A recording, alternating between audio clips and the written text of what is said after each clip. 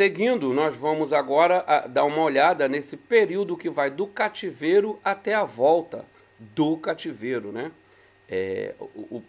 A atuação dos profetas nesse período. Entendeu? O objetivo é mostrar o contexto histórico do ministério profético no Antigo Testamento e apresentar o caráter dessa mensagem profética.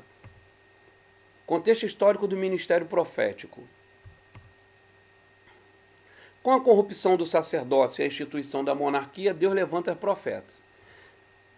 Característica: Deus se comunicava diretamente com o homem. Os patriarcas foram os porta-vozes de Deus. Moisés foi reconhecido como profeta e embaixador de Deus. Com a organização da nação, o ofício passou para os sacerdotes. Aí, tendo em vista que esses sacerdotes se corromperam, juntamente com a monarquia se perdeu, Deus levanta os profetas agora de maneira oficial.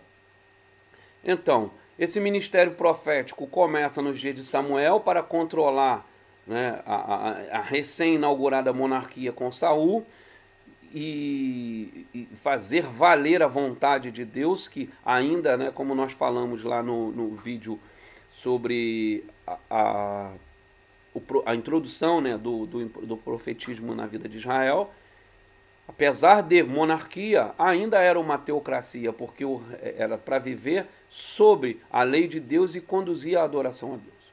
Os profetas denunciavam os erros sociais e religiosos da sociedade e da monarquia. Eles eram os arautos do reino de Deus e um instrumento de Deus para purificar Israel e revigorar sua missão de glorificar a Deus entre as nações e para as nações.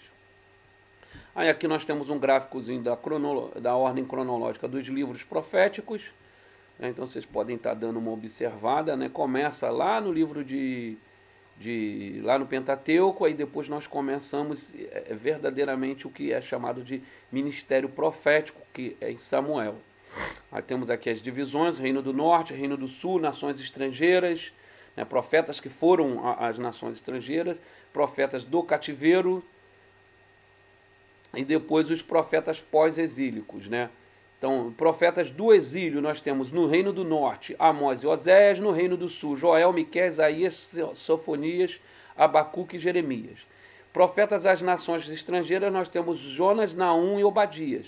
E os profetas exílicos, né, que profetizaram no cativeiro, Daniel e Ezequiel. Ainda há, né, acerca desse profeta exílico, nós temos a presença de Jeremias, porque Jeremias, parte do seu ministério profético já se dá com Jerusalém tendo sido tomada, ainda que ele não tenha sido enviado para o exílio do povo. Então ele profetiza durante o exílio, mas não estando no exílio. E por último nós temos o grupo de profetas que profetiza após exílio, que é o Ageu, o Zacarias e o último profeta autor, que é o Malaquias. Depois então nós só vamos ver a voz profética em João Batista, que já é considerado, já é o profeta do Novo Testamento. Mas é interessante que, apesar de ele surgir no Novo Testamento, todo o seu ministério profético ele tem a estrutura do profeta do Antigo Testamento. Assim como Samuel ele é uma ponte entre o judicato e a monarquia, nós temos ali no papel de João Batista uma ponte entre o ministério profético de Israel antigo e o início do ministério de Jesus, e a partir de então dos apóstolos que dariam continuidade a esse ministério profético, esse ministério de instrução, correção e exortação a glorificar a Deus. Os profetas eram porta-vozes de Deus. O profeta era um homem de tribos diversas, comprometido com Deus, pronto a entregarem a mensagem do Senhor. Nós vemos dos mais diversos estilos de profetas. Você tinha profetas eruditos como Isaías, mas você tinha boieiros como Amós. Você não havia um privilégio. Fica muito claro que a escolha de Deus nunca é pela pessoa, pelo seu propósito. Com a monarquia, quando exercia o papel de porta-vozes de Deus para o rei, No entanto, à semelhança da classe sacerdotal, governantes reais, os governantes reais, em particular após a divisão do reino, se afastam dos caminhos do Senhor. Assim, os profetas voltam-se diretamente para o povo e desenvolvem seus ministérios nos lugares públicos. Via de regra, inicialmente o profeta ele era o conselheiro do rei. Nós vemos isso muito claro no ministério de Davi, os profetas muito próximos ao rei. Após a divisão do reino e os cativeiros, durante os cativeiros ou a iminência do cativeiro, os profetas começam a se voltar para a população. O sacerdócio e a monarquia corrompida, então ele se volta para a população. Quando os profetas clássicos de Israel surgiram, a nação já existia há mais de 300 anos. Durante esse tempo, a nação muito se afastou da vida dos seus dias iniciais. Contrastes sociais e espirituais agudos existiam na sociedade. As pessoas comuns não tinham voz. Politicamente, o regime era opressivo. Os sistemas econômicos eram construídos para concentrar riqueza na mão do rico. Economicamente, o sistema era explorador. A ordem social foi distorcida, afirmando como sendo a vontade de Deus, religiosamente legitimado. Então, os sacerdotes e a monarquia, que deveria ser a representação de Deus entre o povo de um reinado justo, com olhar para a igualdade e que conduzisse o povo à adoração a Deus, agora você vê esse reinado, essa monarquia sendo opressiva, opressora, politicamente, como nós vemos em Salomão e depois no seu sucessor, economicamente explorador, mesma coisa, em Salomão nós temos isso, ele explora com encargos e trabalhos pesados e religiosamente legitimado, Muitas vezes isso é usado até hoje, algumas ações exploradoras legitimada religiosamente. A apostasia espiritual, a decadência moral e a opressão política também caracterizavam a nação de Israel no período da voz profética, do ministério profético. Contrastes sociais e espirituais agudos existiam na sociedade. Por isso os profetas se lançavam contra governantes injustos, grandes proprietários monopolizadores, contra sacerdotes enganadores. E é interessante que esses gritos proféticos, isso é muito importante a gente prestar atenção, eles não tinham direção, eles não escolhiam direção. Quem estivesse no erro, eles eram exortados. Então os profetas se lançavam contra governantes injustos, inclusive os reis, contra os ricos e notáveis insensíveis, contra os grandes proprietários monopolizadores, contra os juízes e anciões corruptos, contra comerciantes exploradores, contra sacerdotes enganadores, contra os profetas profissionais mentirosos da corte e do culto, contra os trabalhadores e os pobres que transgrediam a lei de Deus. Então o fato de ser pobre, de ser trabalhador, de às vezes estar sob opressão, não era justificativa para transgredir a lei de Deus. Israel fracassou na devoção a Yahvé e na responsabilidade do seu testemunho em meio às nações. Ao se corromper política, econômica e religiosamente, o papel de Israel como declarar a sabedoria e a bondade do Senhor, tanto quanto seu infinito poder, falha. Ele entendeu a sua eleição, aquele perigo, um dos perigos da eleição que nós lemos no artigo, no capítulo 4 do livro. O perigo, entendeu como favoritismo e não se importava com a responsabilidade do serviço. Israel esqueceu da sua aliança e não só o compromisso da parte de Deus, e não se envolvia só com o compromisso da parte de Deus, mas também com o compromisso da parte do povo de Deus para a adoração apenas a Yahvé e para a mais estrita obediência à sua lei em todas as relações humanas. Voltando, vamos reler isso aqui. Israel se esqueceu que a sua aliança envolvia não só compromisso da parte de Deus, mas também um compromisso da parte de Deus, do povo de Deus, para a adoração apenas a Yahvé e para a mais estrita obediência à sua lei por todas as relações humanas. Não era uma relação sem obediência, não era uma relação autônoma. A relação de Israel envolvia também conduzir, através do monarca, através do sacerdote, o povo a essa obediência. Por isso Amós advertiu que este povo estava tão sujeito ao julgamento da justiça de Deus contra as outras nações. Se afastaram no caminho do Senhor. Toda a noção de aliança e da eleição se tornara algo mecânico e suas implicações morais e missionárias se obscureceram. E logo, de todas as famílias da terra, somente a vós outros eu escolhi, portanto eu vos punirei por todas as vossas iniquidades. Como a gente falou, um dos perigos de entender mal a eleição é se colocar sobre o juízo.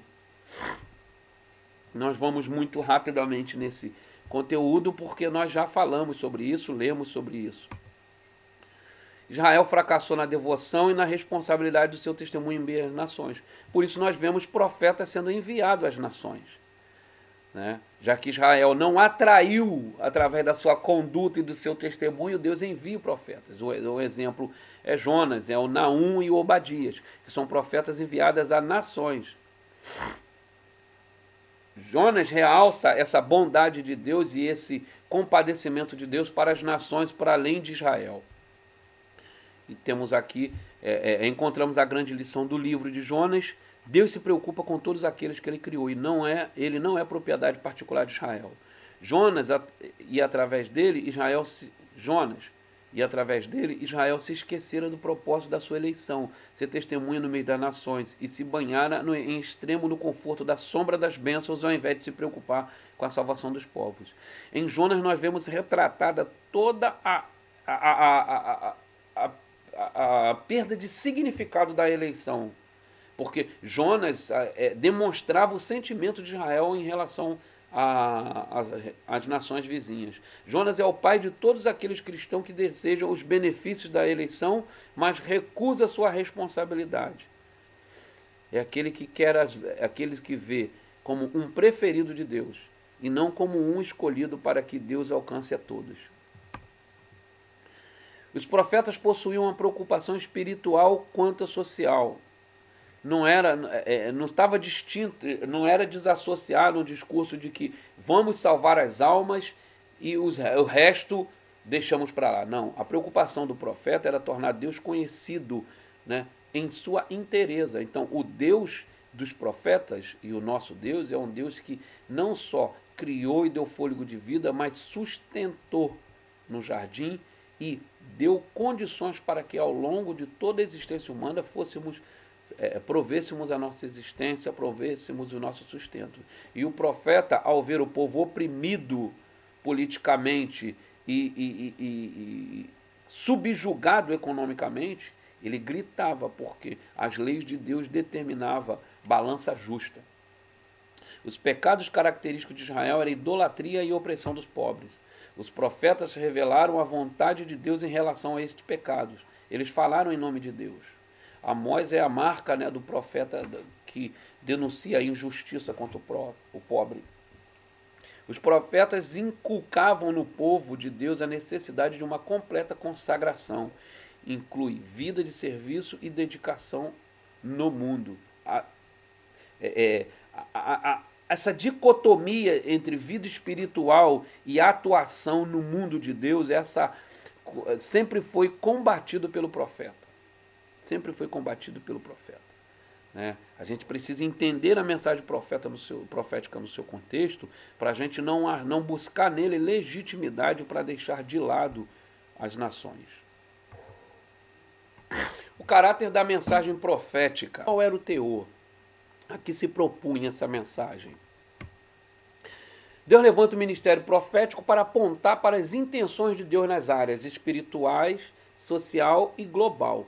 Sempre conectados, nós temos que estar sempre conectados àquela ideia lá do Gênesis de mandato cultural, social e cultural. Relembrar a aliança com Deus. Primeiro propósito o propósito redentor através dos profetas. Relembrar a aliança com Deus, denunciar as injustiças sociais e a mensagem de esperança e redenção do povo. Ao relembrar a aliança com Deus, o profeta anuncia que Deus chama a atenção do povo para deixar a idolatria. Denunciando as injustiças sociais, o profeta diz que Deus chamou Israel para refletir em suas leis a sua justiça. Ao trazer a mensagem da esperança, os profetas também refletem sobre a esperança de restauração do reino vindouro. Às vezes a mensagem do profeta era corretiva, às vezes escatológica. Incluía promessa de conforto e esperança, mas também advertências sobre o julgamento. E também anunciava a salvação. Comum hoje nós vermos mensagens que até anunciam a aliança com Deus, denunciam injustiça, mas pouco sobre o juízo de Deus e a visão escatológica, a proposta escatológica das boas novas do Evangelho. Alguns exemplos desse propósito. Ao relembrar a aliança com Deus, Deus chama a atenção do povo para deixar a idolatria. Então nós vemos em Isaías 42, eu sou o Senhor, este é o meu nome e a minha glória, pois eu não darei ao trem, nem o meu louvor à imagem de escultura. Desculpa, meus irmãos. Eu mesmo sou o Senhor, e além de mim não há salvador algum. Eu revelei, salvei e anunciei. Eu, e não um Deus estrangeiro entre vocês. Vocês são testemunha de que eu sou Deus, declara o Senhor. Desde os dias mais antigos eu o sou. Não há quem possa livrar alguém da minha mão. Agindo eu, quem poderá desfazer? Então, ao relembrar sua aliança, Deus anuncia que não há outro caminho que não ele. Aí nós vemos ecos desse propósito em Jeremias. B. Denunciar as injustiças. O profeta Amós lamentou que em Israel houvesse opressão de pobres, corrupção da justiça e desrespeito dos direitos fundamentais. E pronunciou as seguintes palavras do Senhor: chegou o fim para o meu povo, Israel, e jamais passarei por ele.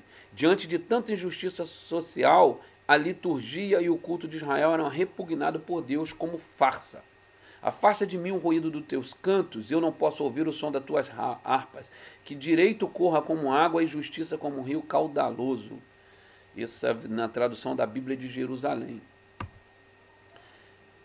Como eu disse, Amós é o grande porta-voz das denúncias de injustiça. Então, uma leitura um pouco detida em Amós, nós vamos perceber, especialmente no capítulo 5, esses desdobramentos da denúncia das injustiças sociais por parte do Senhor. Oséias também falou muito acerca desse juízo do Senhor. Isaías, né? Isaías, no seu livro tão grande, não deixou de cobrir esses aspectos das denúncias contra as injustiças. Miqueias, outro profeta que fala muito contra o abuso, né, o descaso, o abandono do aspecto de justiça para todos da lei de Deus. Jeremias também. Enfim, os profetas sempre em alguma medida, apesar do foco principal do seu ministério, né, cada um foi levantado no momento oportuno com uma obrigação específica, todos eles as suas mensagens tinham a denúncia das injustiças sociais, a proclamação de Deus como soberano, como um Deus justo e o único digno de adoração. E também como um Deus que traz esperança e juízo sobre o povo, salvação e juízo. Contudo, a mensagem dos profetas não era somente de juízo, era também uma mensagem de esperança e continha uma promessa de misericórdia e salvação. Aliás, a realidade do juízo era tão terrível e inevitável que o povo de Deus só podia se interrogar sobre a possibilidade de um novo homem que praticasse a vontade de Deus e mostrasse o caminho de retidão e justiça para Israel, que se converteria com um novo coração. Desta interrogação, em face do juízo, surgiu a mensagem de esperança e, por consequência, a promessa de salvação. A revelação de Deus traz consigo, desde o Éden, desde o livro do Gênesis, a mensagem de juízo e salvação. No capítulo 3 do Gênesis, nós vemos o Senhor inferir juízo sobre a transgressão. Maldita seja a serpente, maldita seja a terra, né? Que o suor do rosto será derramado para conseguir o sustento da terra, a terra produziria abrolhos, as dores do parto se multiplicariam. Todavia, olha as mensagens de esperança: o nascido de mulher trará de volta a ordem, os trará de volta ao jardim, porque o nascido de mulher pisará a cabeça da serpente, ainda que esta lhe fira o calcanhar. Então, sempre a mensagem de Deus de juízo, da sua ira sobre o pecado, a condenação sobre os pecados, não é divorciada da mensagem de esperança, de salvação e redenção. A graça sempre caminha junto com a pena da transgressão da lei.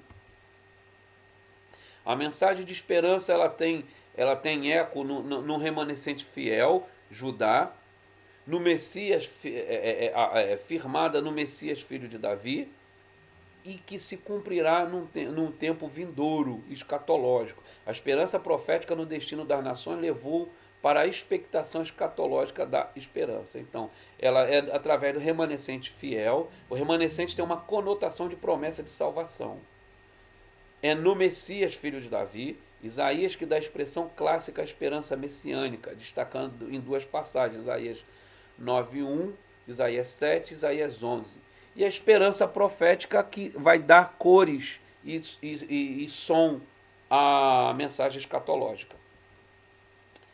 Implicações missionárias da mensagem profética. O pecado pessoal e social. Os profetas inequivocamente mantêm em equilíbrio inseparáveis as dimensões sociais e pessoais da fé bíblica. Por isso o pecado é confrontado em dois níveis, pessoal e social. Esse pecado como transgressão, né, que traz a culpa pessoal, mas também quando ele afeta a sociedade, a coletividade, atinge o outro, privando-o dos seus direitos fundamentais. Né? Outra implicação missionária é anunciar de forma, quando anunciados os juízos de Deus, a sua justiça, a extensão da sua justiça, essa salvação ela é vista como abrangente. Não só todas as nações são incluídas como alvo da sua salvação, como também toda a criação. É a redenção cósmica que temos falado desde o começo. Certo? Isaías, Ezequiel e Oséias, né, deixam bem claro essa extensão de salvação.